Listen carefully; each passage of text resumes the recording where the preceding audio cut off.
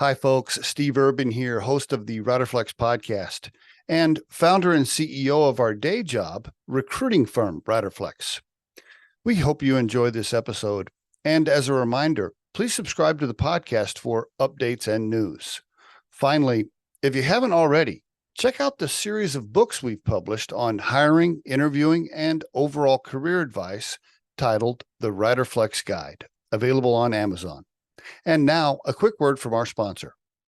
Most homeowners don't have the time or expertise to properly take care of their home, which causes costly issues to arise. That's where Cura Home Maintenance comes in. We're a full-service, routine maintenance company that was developed by a certified home inspector. Each quarter, we service our clients' homes following manufacturer's recommendations to properly maintain all the necessary appliances. We provide the materials and expertise to prolong the life of your property, creating a healthy and efficient environment for your family. From top to bottom, we'll maintain and service your home.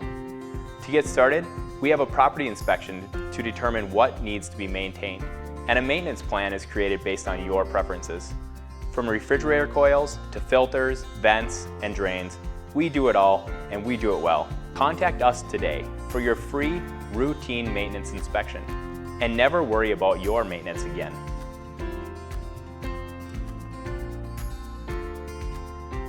Brandy Burch on the Riderflex podcast. Hi, Brandy. How are you? I'm great. How are you, Steve? Doing fine. Are you from Kansas originally or Missouri? I'm from Kansas originally. I'm on the Missouri side now, so I border barely. moved it over just barely. Kansas City, Yeah, right. Yeah. Okay, so I saw you went to school in Kansas. Where'd you grow up? Where'd you go to high school?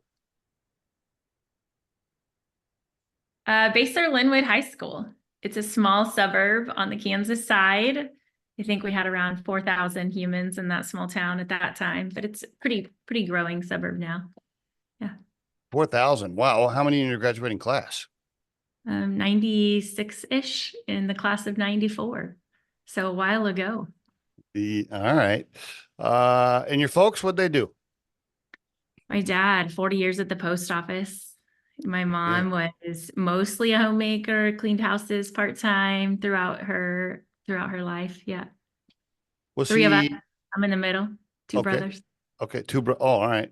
Wow. All right. What was that like growing up with a brother on the older side and younger side? You got all the attention. I got all the attention, and I paid for it now because I have all girls. So you do? It flipped. It definitely flipped in my world.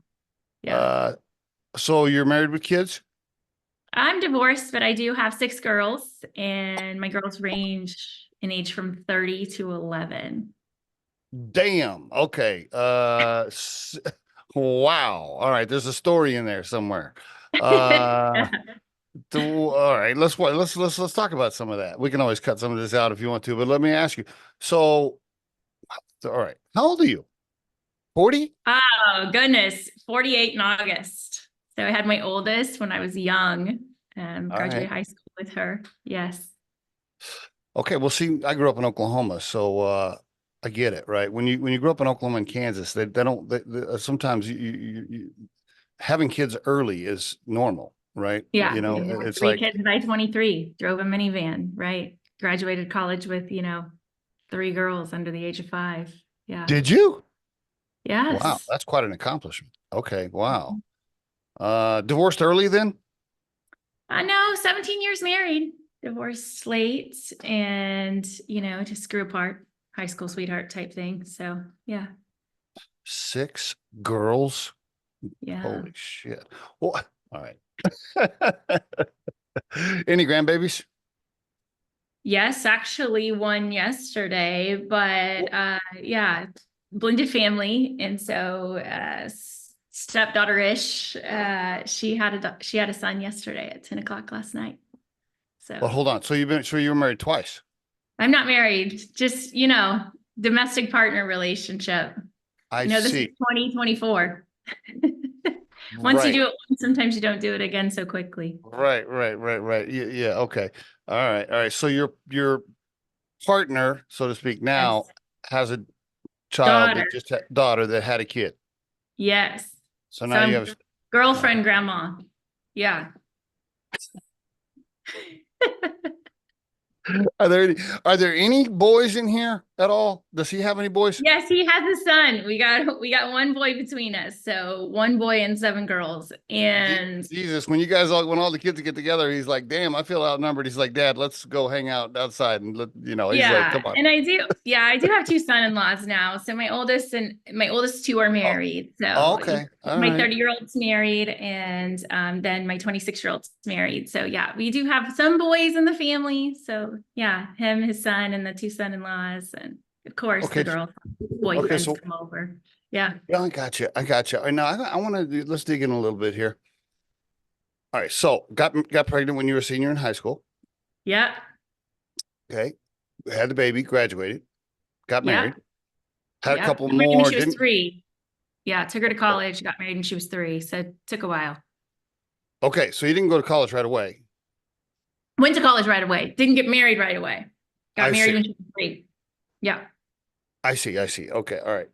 And somehow you're putting yourself through school while having 2 more kids. Yes. Okay. Yes. Oh, wow. All right. And they got married at the time. So you're trying to be married. You're trying to have a career. You're raising 3 babies. You're a young mother. Got out with an accounting degree, was working in the 90s in accounting, which is pretty harsh world. A lot of hours. That was the world back then. Yeah. Building the career in my 20s with 3 babies and a minivan and living the American dream. Yeah. What did your husband do at the time? Union carpenter. Okay. All right. So financially, you guys were doing okay, considering you had kids young, which it's never easy life when you have kids that young. I know because it happened to me too. Yeah. All right. Somehow it's going fine though. You end up having 3 more, and then but you end up going to get your master's degree too, right?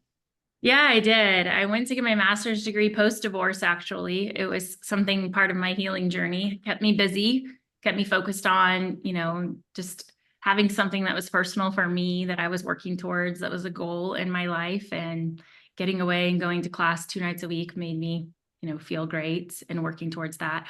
Also needed the higher income earning potential. Everyone was at that point asking for an MBA or CPA because I had 3 kids out of, college. I didn't do the CPA route, which required you to do 2 full years of travel and a lot of work at the big 4s and the big 6 at the time.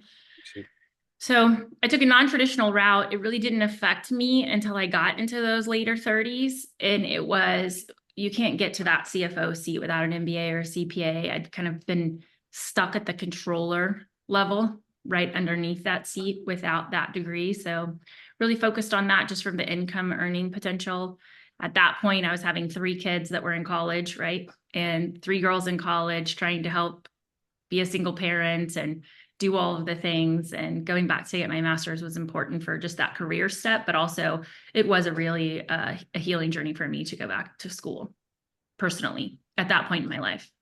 You've put 3 girls through school. Helped. Not all. They had to take out some student loans, right? But, helped them along the way. Yeah. Yeah, but still. And you have 3 at home? 3 at home. The twins are 18. Yep. And then the little one's 11. So my twin daughters, they'll be fall freshmen at KU. Okay. Next time I visit with a lazy person that doesn't have any drive when they're faced with hurdles, I'm going to say, have you listened to my podcast episode with Brandy Burch? Because why don't you listen to that and then tell me about your challenges? Like, come on, man, like get your ass up, get to work. And go to work. Keep going. Like, come on, man. Yeah. You are no excuses. No excuses. Like, come on. I mean, here you are. You have a baby when you're a senior in high school. You end up having 6 kids, and then you go through a divorce, which sucks. And you get a degree. Then somehow you get a master's degree, and then you help a couple of 2 or 3 of them go through school. You still got 3 at home, and I mean, shit. Building the company. Oh yeah.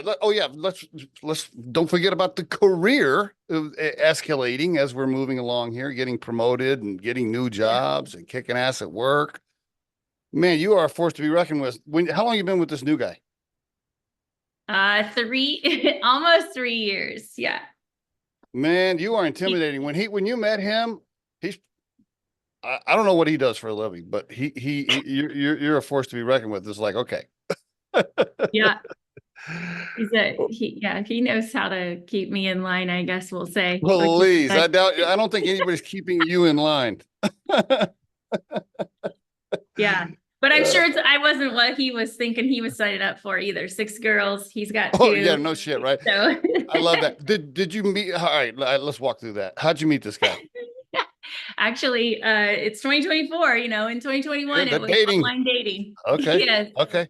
On your profile, does it say divorced 6 girls?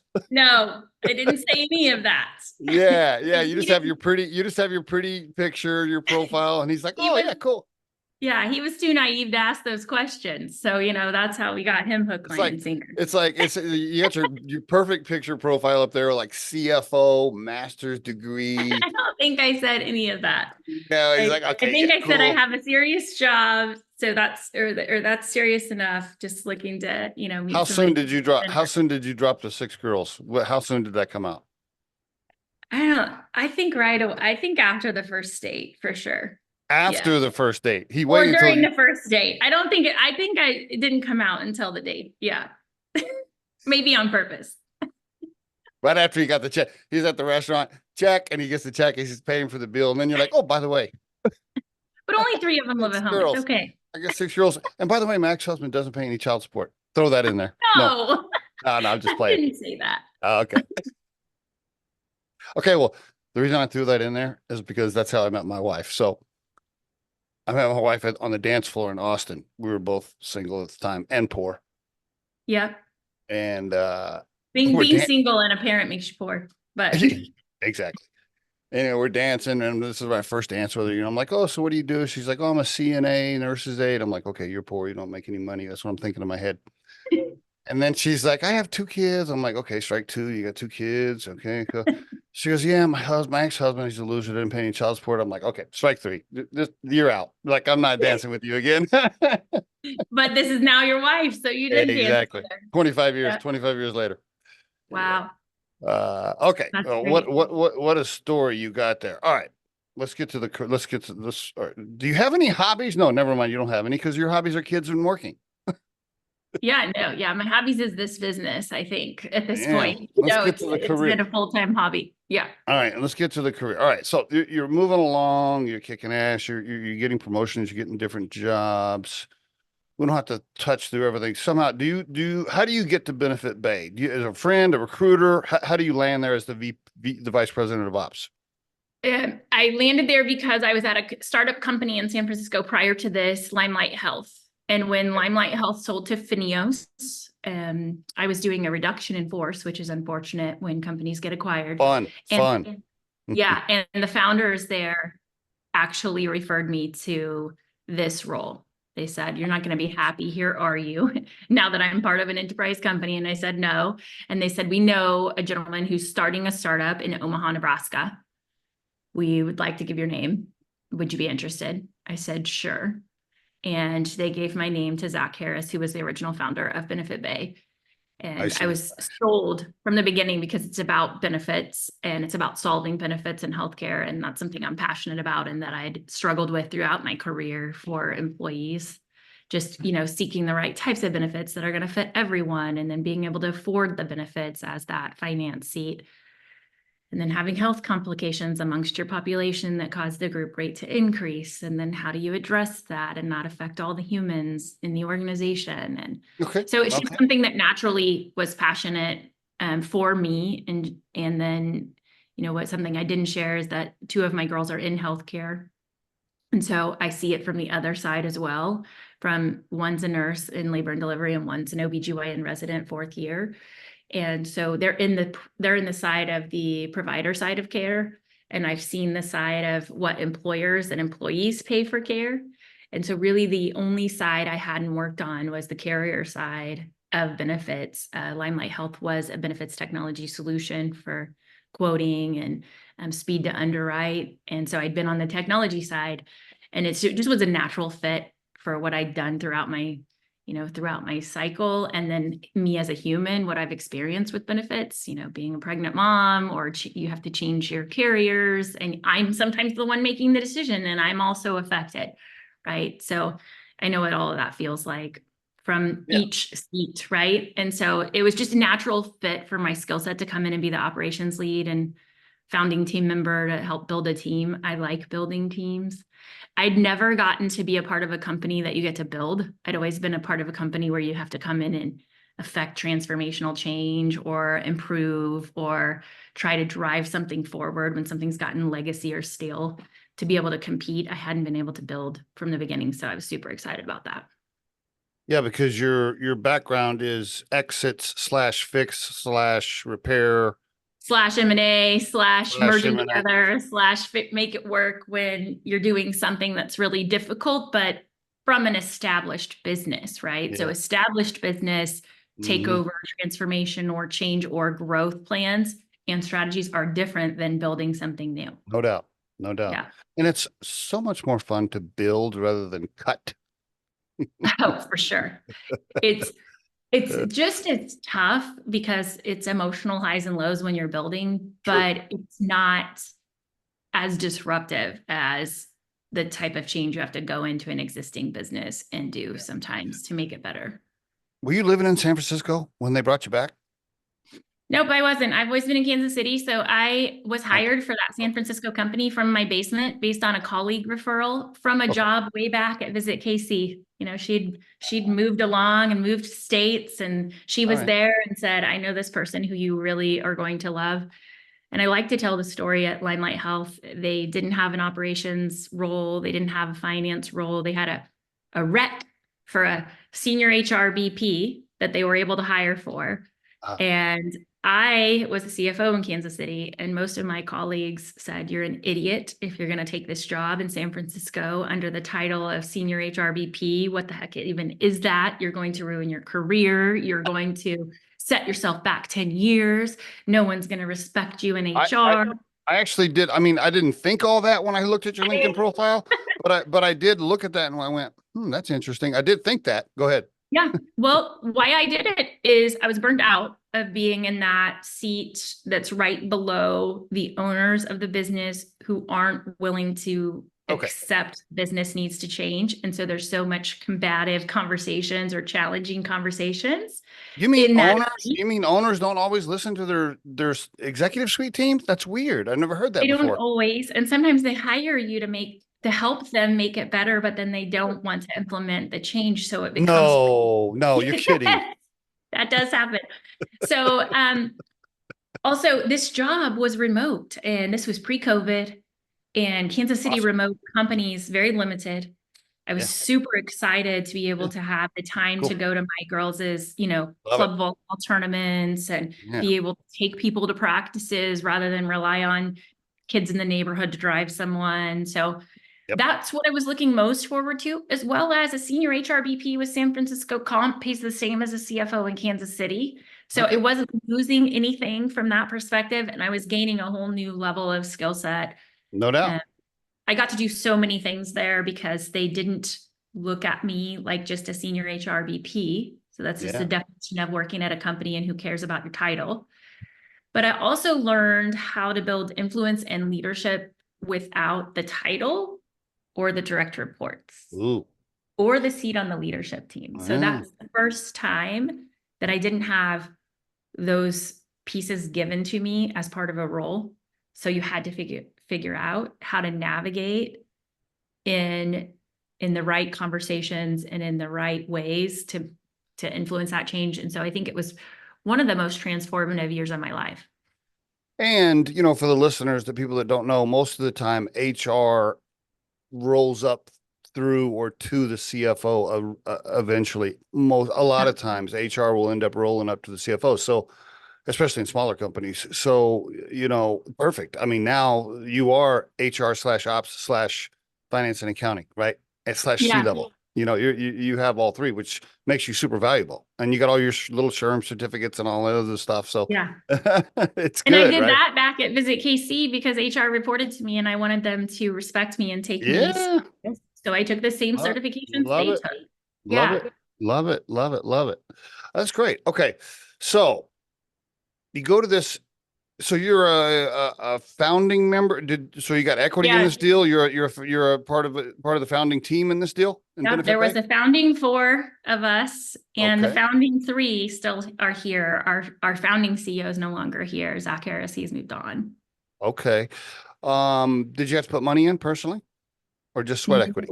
Yeah, sweat equity. I didn't put any money in personally. However, 1 year in, when I was put into the CEO seats, my other co-founding team members and we had to go without compensation for a little over a quarter of that year to be able to help the company survive. So I feel like we've put money in. It just wasn't money in, right? It was working for free, which was no fun. Yeah. All right, let's take a pause right there. So for all of my rich friends that live in Boulder who give me hell and say, well, really, you got to put money in, you got to have skin in the game, blah, blah, blah, blah, blah. Because I don't know if you know this, I've interviewed like 500 people on the podcast, and a lot of them are entrepreneurs that live in Colorado. I always tell them, I'm like, look, man, I went 3 years founding Riderflex and I didn't pay myself shit. I mean, me and Scott put in a lot of sweat equity to get this thing going. And Right. that matters. It matters. When you're sacrificing compensation, knowing that your market price as a career person, you could go out and make 250 or whatever, and you're Yes. sacrificing. I mean, that matters. It matters. It does matter. And maybe for whatever reason, you don't have I didn't have the cash in the bank after being a divorced mom, raising those girls to just put money in the company. And I really didn't have the money to be going without compensation. And so that was a risk itself to the family. No doubt. Right?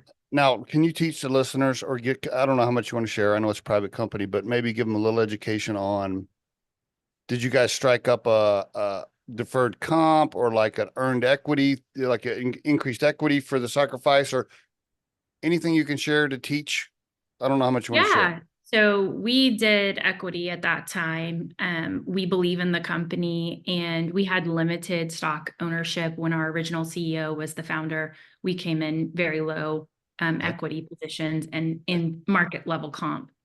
What actually flipped for us is more equity and not quite as market level comp, which if you believe in the company, you believe that market level comp is going to come back to you, right? Tenfold when you make this company successful. So that's where we took the sacrifice. But I think that if you believe in yourself and you believe in the company you're building, you should be willing to take that equity stake, because then that's much more valuable than that compensation or that salary or that deferred comp. So that's what we did as a group. So our leadership 3 owns just over 20% of the company, which is low for. That is low. That is low. Where's the rest of the cap table? Well, we have venture capital funds in here, and we also have 12% of stock remaining available to our team for motivation of the team. And every single team member here is an owner, and we believe that everyone should have an equity stake in the organization. I think that's different. It doesn't matter if you work in customer support or if you're an engineer, you're going to have shares in this company and you're helping build it. And I think that that's important. The reason we had a founder that we had to buy out, right? I got you. Yeah. So it's a little bit of a different scenario than most people would have out of the gate. The VC firm basically wrote the check to buy the CEO out. Right. Okay. Yeah. Who's the VC firm? Can you tell us? Yeah, we have several. So we have Comeback Capital in here. We have Right Side Capital Management. We have Liquid Twos in here for a small amount. We have Permanent Capital out of Chicago. So several investors are in the organization. We took a bit of a down round when we lost our founder, a 10-to-1 stock split, and that's where we all kind of lost our value. But we've rebuilt and overcome that.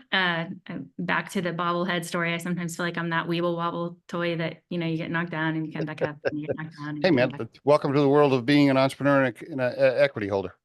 Yeah, sure. Right. Does any one firm own 51%? No. Good for you. All right, good. You didn't give one company control, so it's a voting thing. All right. Yeah. We have a set of preferred shareholders, and they're great humans, so we couldn't be in a better place. Yeah. Do you know how many nightmare stories I've heard about taking VC money? It doesn't always go well. No, and I agree. It probably does not, but we have great board members, great humans in here. And even when Zach left, we had a different set of board members, but great mentors, and they believed in me to appoint me in the seat. And so I can't say that we've had that experience. I mean, it's not been all cupcakes and rainbows trying to build a company in this environment. However, we've had people who are very supportive of me and the team throughout the process, who've been supportive to make introductions, even if they couldn't make the next investment, right? So I haven't had those horror stories that some people talk about.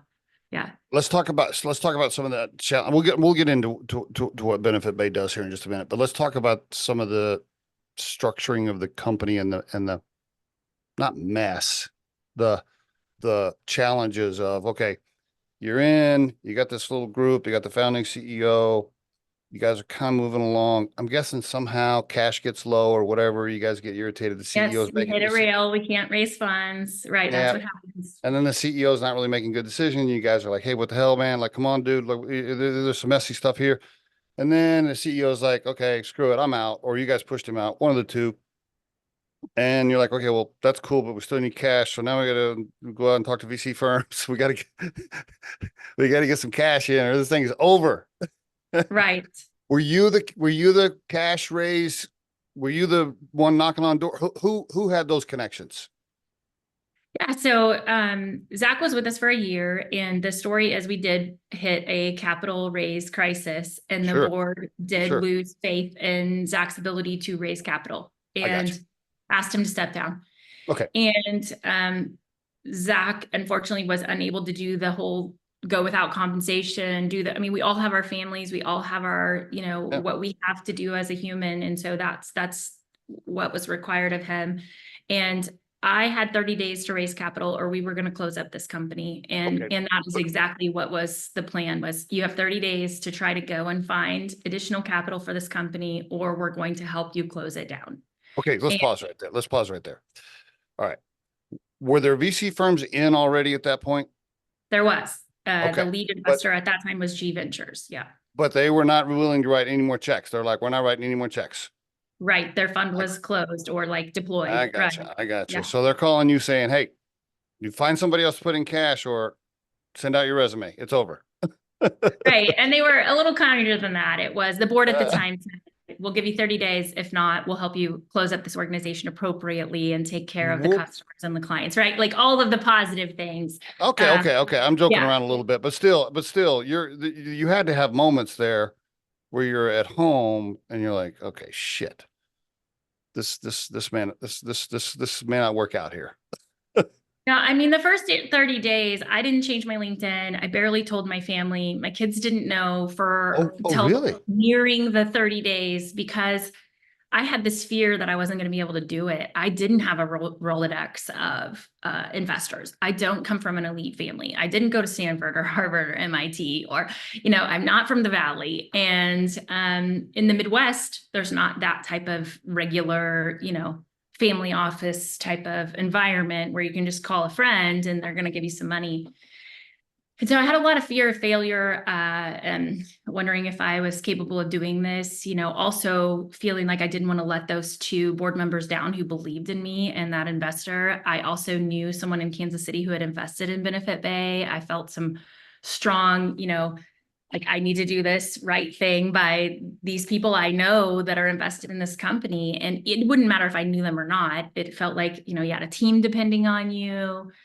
This is going to look really bad. I've only been here a year and I've got to find a new job. Like all of the things that go through your mind. How am I going to tell everyone I went to be a senior HR VP and then I came in here and I've only been here a year and it died. So all of those thoughts get to you. I reached out to everyone I'd ever worked with or ever worked for and said, look, I'm trying to raise capital. Do you know anyone? I believe in this company. Can you refer me? And a lot of people were willing to refer me. I met a wonderful lady, Luann Abrams, who was married to an investor who was in here for a small amount, and they're Oregon VCs in here. And so she said, write up something great about the company, share your pitch, come talk to me about it, pitch it to me a few times, and then I'll go out to my network of people who want to invest in female founders in the Midwest, all of the above. that intro is what ended up landing me with an intro who made an intro to someone else. So that person said no, but she made an intro to someone else. And the Comeback Capital is who gave me the $1 million term sheet on May 26th of what was the 26th day of 30 days to raise a round of capital in my first 30 days as a CEO.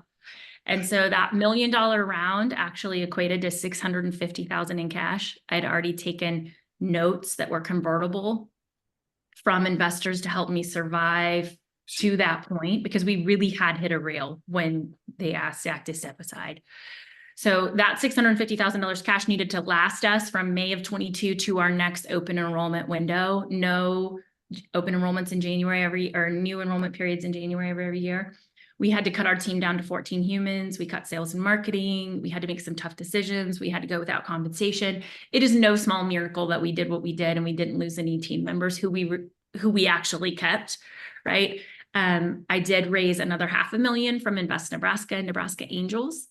That was quite hard because you get the commitment from Invest Nebraska for $250,000 and you have to go convince $250,000 worth of angels to invest in you. So those may be $5,000, $10,000, $15,000 checks. So up and down the highway to Omaha pitching and, in different areas, Ashland, Nebraska, and going to various areas to find humans who will give you their hard-earned money to match Invest Nebraska from the Angels Network. Was able to secure Nelnet, closed up that $100,000 that was left in that round. So by some miracle, I raised another $500,000. We have that to live on as an organization while we're building. And we take the company from $333,000 in January 22 to $1.7 million in January 23. So we prove, look, we're a gritty team. We've survived on no money. We've built this company times, almost 4x here, and we've improved the margins. Like, this is a real company you should bet on. We raised $2.5 million. First time we have runway past 6 months since I was CEO. I've never felt so good. Like $2.5 million with most of my competitors have raised 12 million for their first round. Yeah. I've been surviving on $1 million over here. So I like to call myself the underdog story for sure. Our founding team is the underdog story. We've had 5 engineers while others have had 33 engineers, right? And it's just, it's insurmountable sometimes when you put it on paper, but happy to say we're over 4 million now. So in that, you did 4 million in 2023? And so, for January 2024, we were at 4 million. Yeah. So we took 1.4 to 4. Revenue. So we've always, I see. In revenue. Yeah. Great. In revenue. So this organization has passed its, like, we'll call it your hair on the cap table, or that thing that was meant to kill us or run us into the wall. And it wasn't, I don't like to diminish it, that it wasn't hard, because it was really, really hard. But days today are still just as hard because you're tackling even bigger problems. And so we went from 14 humans. Well, first of all, we went from 33 humans when Zach was CEO down to 14. We survived on 14 humans for a year. We went from 14 to 20, and now we're at 26. So it is amazing. We're still not back up to that idea of this, come out of the gate with all of these humans and build this giant thing with all this extra capital. We now have to run a really gritty, efficient organization, and we have to compete with people who have, we took a group from the largest competitor in this space. They've been funded $46 million to our 5.3 at that point. And we took their largest customer in the month of June. So we continue to win out there, but the technology is what's winning. Our Vice President of Engineering, Bill Dudley, who's from Omaha, Nebraska, and that co-founding team member, his brilliance on the development and product side is what is continuing to help us lead. I would say my grit and never give up out there on the front end of the sales and as the face of the company helps us for sure. And then we have our other co-founding team member, Kevin Nichols, who's the Vice President of Customer Success, who is like our QA warrior, our product input plus customer advocate plus sales enablement, right? And so you just have 3 humans here. Well, I'll say Kevin's from California, but he was originally born in the Midwest. So I like to say we have Midwest values that allow us to build with that path to profitability, building a real business vision, rather than, where's the next $20 million check coming from and how do we get there? So that's what's helped us be successful. And I really just think because we have zero ego, we do every task there is to do here. I mean, I jump in, I do tickets, I do whatever our customers need. They have my cell phone, and I know that won't be sustainable forever, but that's how you build and get people to trust you when you're going through hard things. And we have some of the biggest agencies out there, and they've done business with us through that hair, right? Because they believed in this team. And I think that's a deal. Are you burning cash now, or are you profitable? No, we're not profitable. We still burn cash, but that is actually part of our plan. It's terrible to say burning cash is part of your plan, but we need to have electronic data integration with 300 carriers. That's no small feat. So we continue to invest on the back end integration with those carriers. And that's not an inexpensive feat. We also invest a lot on our CS team. So we have 15 of our team members are on the customer success side, because we want those employers who are brave enough to give this a try. And I'll tell you a little bit about what we do if you care, but the employers who are willing to dip their toes into this market, which is change and transformative change for their employees, we want them to have a beautiful experience. So we make a larger than necessary investment on that side. Now's a good time. Let's do the overview. So it's benefitbay.com. Give us the 3-minute elevator pitch for everybody listening. Tell us, as of today, what does the company do in commoner terms? Give it to us so, everybody can understand. Go for it. Yeah. BenefitBay is an end-to-end technology platform that starts at the sales cycle of benefits. So we evaluate those benefit censuses from an employer, and we tell you if individualized or personalized benefits is going to be a cost savings to your employee team. And we help the broker do that, or the employer. And when you make that choice, then we become your benefit administration platform that helps you execute your benefits, and individuals get to shop within the platform for the benefits that matter to them and their family with those defined contribution dollars. So what it basically means is, for everyone out there in America, is that the individual gets to choose their benefits. If you hate United Healthcare or Cigna or Humana, and I'm not picking on anyone, or that experience has not been great for your family, then you can make a choice and choose an alternative carrier. And oftentimes you can choose a more community-based carrier, a direct primary care option. It depends on what matters to your family, but you can also go with that larger carrier product that you're traditionally used to, or an HSA. However, if your family is lower income and is eligible for subsidies, you can maximize those subsidies in certain cases if your employer qualifies as a smaller under 50 employer. If you're an applicable large employer, you can maximize family glitch and access subsidies even with your individual contribution from your employer. Your spouse and your children can maximize those opportunities. So it's really about saving money in healthcare for the employer and for the employee, and driving consumer choice of the future. So you can, as an employee, you can pick the insurance service you want. That sounds beneficial.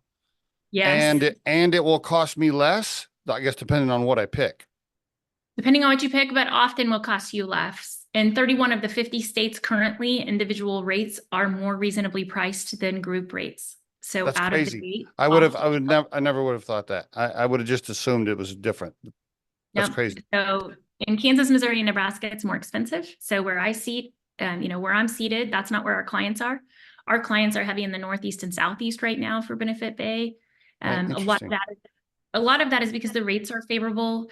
A lot of it is based on geography of teams. If your team is geographically dispersed, your healthcare is going to be more expensive if you try to get a product that's going to service everyone.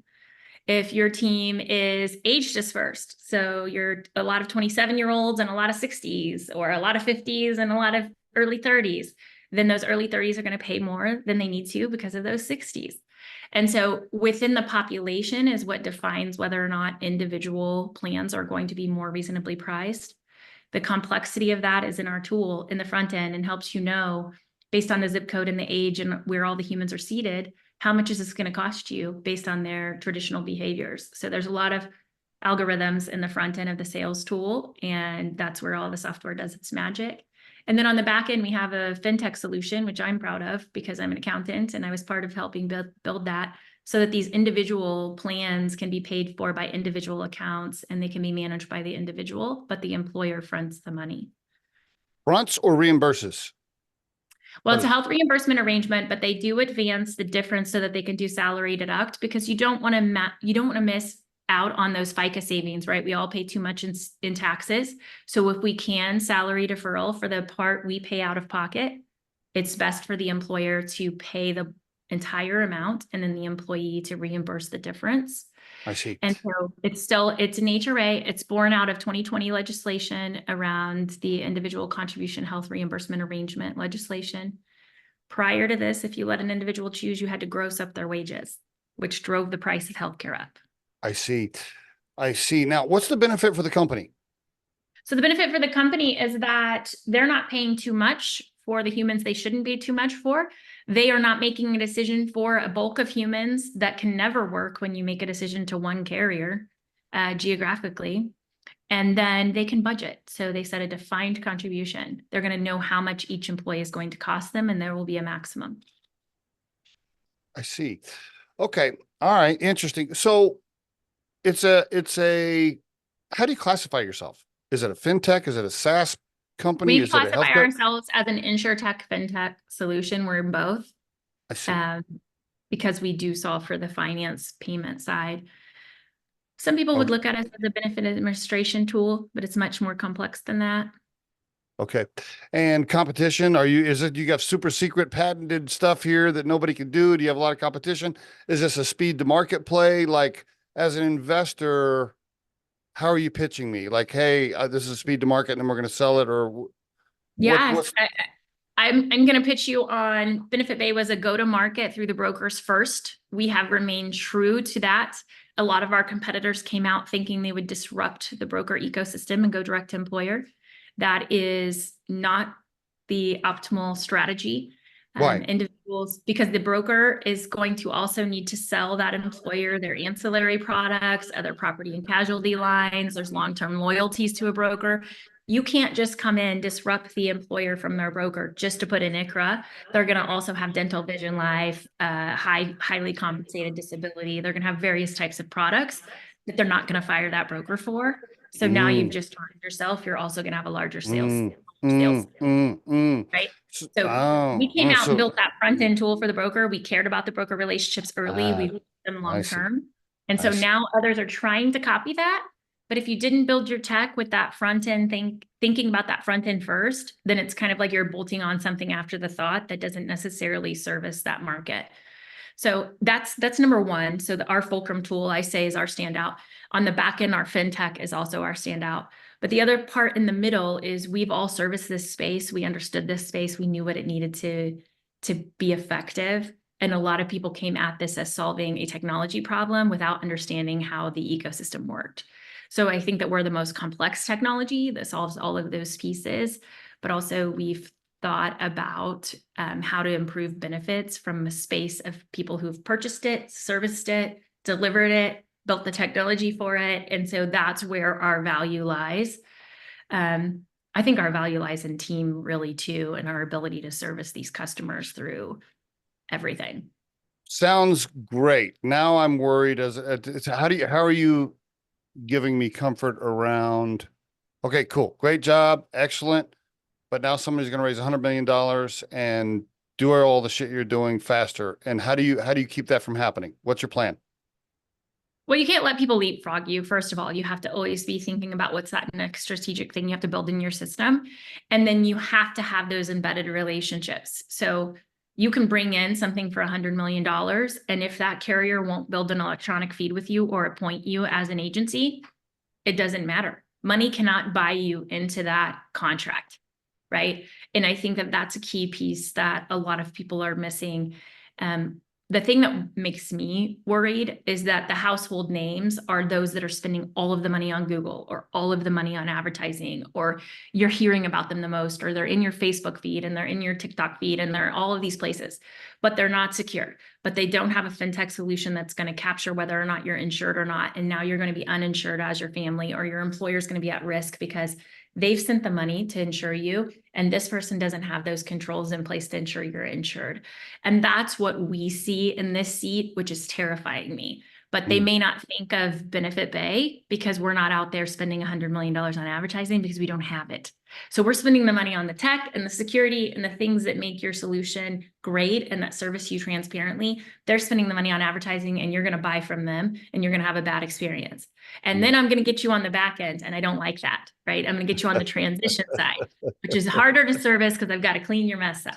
So what's your raise situation right now? Are you in another raise? Where are you at? So we recently closed a $2.9 million round. And so we're now at a whole 7.9 million total raised as an organization. And that 2.9 million is going to get us to profitability and allow us to continue to invest in those electronic data integrations How about marketing?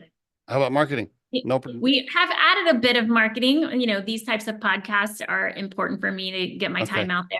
I'm also speaking at SHRM. And so getting in front of those HR executives who are making the decisions. Our team is visiting lots of broker related associations to educate about ICHRA, and them maintaining control over their groups rather than referring them over to one of these platforms that's going to take it over.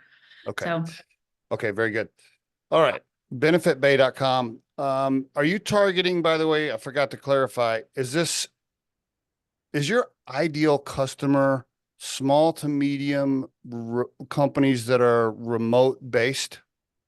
No, our ideal customer profile are employers who have geographically dispersed teams who have diverse workforces. So those humans are going to care about making their own decisions, and the decision being the decision that they value, not their employer making the decision that's trying to fit that whole population. I'd say our average customer size is around 500 employees. But our largest is 2,744 at this point, and there's one right underneath that at 2,600. Our average customers sit in over 30 states. So when their employees are sitting in that many states, it causes complexities around their benefits profile. They're paying a lot of their employee benefits. So if you save them 20%, that is big money. We're talking $2 million, $3 million, $4 million that they can put back in those employees' paychecks. Or add additional benefits. So that's who our ideal customer profile is. Is it recurring? How do you make money? Are you billing the company per employee, per user, annually? What's the financial model there? The broker pays us a SaaS subscription. So there's one agency model where the agency pays us a SaaS subscription, and then the employer pays us a per employee per month price for those employees to be enrolled and utilizing our services. Who on your team is smoozing and shaking hands and kissing babies with brokers? Who's doing that? That is either myself or Ryan Argott-Singer. He is seated in South Carolina, and he joined us last June. So we're small and mighty, like I mentioned. We just hired Cindy Morris, who started, and she's seated in Ohio. So the three of us are out there blazing the trails. Yeah. Okay. As you grow more, I know this really cool recruiting firm called Riderflex that does a really great job in finding talent. I just thought I'd throw that in there. Yeah, well, we need to commercialize this business and get to a marketing and sales team stand up. And then one thing I'm looking forward to is when myself and Bill and Kevin don't wear as many hats and aren't wearing the for sure, right? For our families. So, you know, we'll give you a call, Steve. You know what? Wrapping this up, I just want to tell you,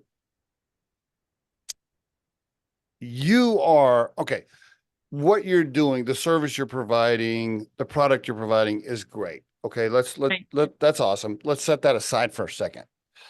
You're the story. Like you are the attraction for this thing. Like you're kind of like this. The Steve Jobs, Elon Musk character. Like you're the character. You got this awesome story that I think is very interesting, attractive, motivating story, you know, and that's going to help close, relatable. We didn't and all go. and relatable. Yeah. And, you know, selfishly, like that's going to help close deals, quite frankly. I'm sure it has already.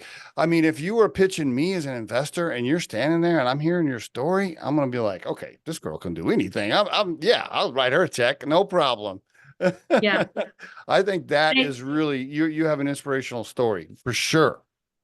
No, thank you. As long as people can look past the non-traditional route, because there are, for all of those values, right, Steve, that you just said, there is the investor who invests in the gritty underdog who has a non-traditional route, but there is a whole series of those larger investors who only invest in a set of narratives. And if you don't fit that box, you don't get that investment. And I do feel like Benefitbay hasn't necessarily gotten those big checks.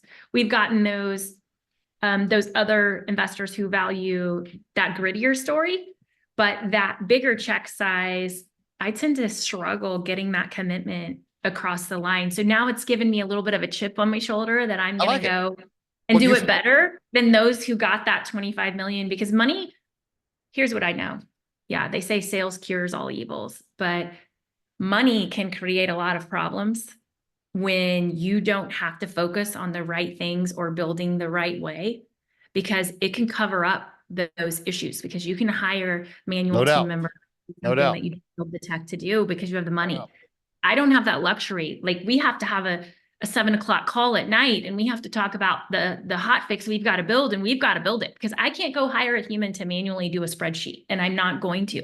So we stay focused on building the tech and solving the problem. And as soon as we see the gap because we're so small. When you get big, because you can be big because you have the money to be big too early, then you maybe don't fix the gaps, and then they'll all of a sudden balloon. And I think that that's what we're seeing with the larger competitors in the market. And then that's why they're churning business at this point. And so I think that the technology speaks for itself. And you can always tell a company that's technology first because they don't have to have a bunch of humans behind the scenes doing the work, like a Wizard of Oz behind the curtain. So anyways, I love that you believe in my story. I'm telling you, I've had less favorable chances at the fundraising. It has taken me like 94 no's to get to that first $1 million. And this last round, I got the first 1.5 million and the last 1.4 million. Took a while to get over the line, right? So I have had to, I think some people tell me I'm too transparent, need to keep a little bit more of those cards to my sleeve. But you mean personally or company details? Which one? What do you mean? Oh, the above. I'm transparent about everything. It's just how I lead. I love it. Yeah. I love you. I love your style. 2 things. I know we're almost out of time. By the way, the summary line I have for the speech you gave about lots of cash. I used to say, flush cash hides a multitude of operational sins. Bingo. That's what I'm seeing. Yes. Are you going to do another raise? Are you going to, now that you close this one, are you going to do, are you open to more investors and raising another round, or where are you at? I mean, not right now, but we take incoming interest all the time, and we don't say no to investors who are talking to us, but I do at this point want to focus on running the business now that we've closed the round. And, right. We didn't even talk about that, like raising cash. And by the way, being the day-to-day active CEO that is also tactical and strategy and raising cash. And by the way, I got the phone ringing from 6 daughters. Yeah. And, just diligence is a lot. So coming out of that, I'm excited to just focus on running the business. Yeah. Yeah, I hear you. Brandy, thank you so much for being on the show. Awesome story. For sure, Steve. Thanks for having me. Hang tight just a second.